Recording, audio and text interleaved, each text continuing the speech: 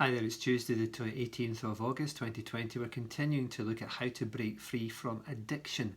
Addiction is either becoming physiologically or psychologically dependent on a habit-forming substance like tobacco, alcohol, drugs, food, money, or upon an activity or area of life like sports, exercise, shopping, work, family, whatever. You can become addicted to these things. How do we break free from addiction? Well, 4 things the Bible says we have to do. First of all, remove the bitter root. Secondly, replace the negative with the positive. Third, resist the enemy. And fourth, recover control of your life. So firstly, remove the bitter root. If you've done any gardening and tried to pick up or try to get rid of the weeds in your garden, you know that you can get their head, you can get their body, but unless you get the root, it's going to come back up again. And you can clear away your path by picking out the bodies, and it looks lovely, but sooner or later it will grow back up again unless you get the root. And in just the same way, unless we get the root of addiction out of our life and dealt with, then we can try and use self-help and all kinds of techniques and things to get rid of the head or the body of the addiction, but it will not sort out the root, and it will come back, this addiction will come back into our life again. Hebrews chapter 12 verse 14 to 16 speaks about this. It says, "Make every effort to live in peace with all men and to be holy. Without holiness no one will see the Lord. See to it that no one misses the grace of God, and that no bitter root grows up to cause trouble and defile many." No bitter root. Another word for bitter there is poisonous.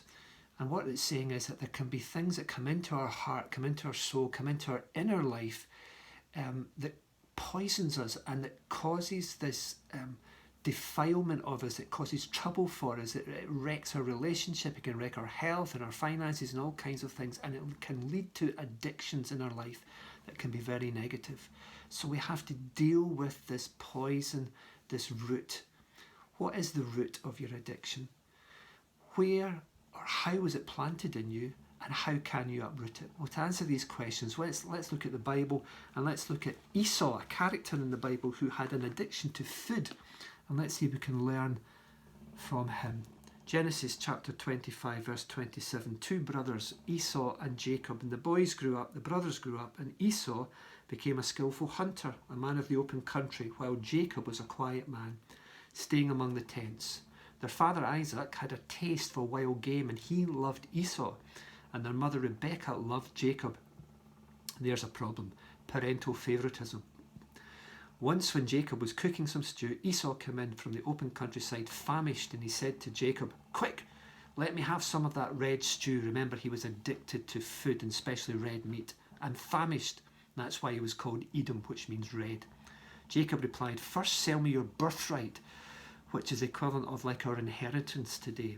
"Look, I'm about to die," Esau said. "What good is the birthright to me?" But Jacob said, "Swear to me first." So he swore an oath to him, selling his birthright to Jacob. Then Jacob gave Esau some bread and some lentil stew, and he ate and drank and got up and left. And Esau despised his birthright. So Esau had this addiction to food, and he was willing to lose his birthright, his inheritance, because of this addiction. And that's what addictions can do. They can wreck our life. We can lose our health. We can lose our money. We can lose our reputation. We can lose our friendship. We can lose our family through our addictions. But what was the root of his addiction, Esau? Well, I alluded to it there. It was parental favoritism. His father seemed to be a bit of a man's man and wanted his son to be the same. And so his son Esau grew up trying to please his father, trying to be a macho man, eating red meat and hunting wild game and doing all the kind of macho things. And so it led him to this addiction to food and to all this macho lifestyle, which led him to give up his birthright. His root was a bitter root, a poisonous root within his life. How can we get rid of these poisonous roots, these things that have been planted within us, often through our upbringing or through our earlier lives, and things that have come into us, wrong beliefs, wrong understandings, wrong ways of behaving? How do we get rid of them? Well, the Bible says it, doesn't it, in Hebrews, as I read earlier. See to it nobody misses the grace of God. It is the grace of God that will help you uproot that bitter, poisonous root. How does that work? You go to God in prayer. And often it helps to go with another Christian to God in prayer and have that Christian pray for you and listen to you as you confess your sin, as you ask God to come and uproot that bitter root and pour his grace into your life.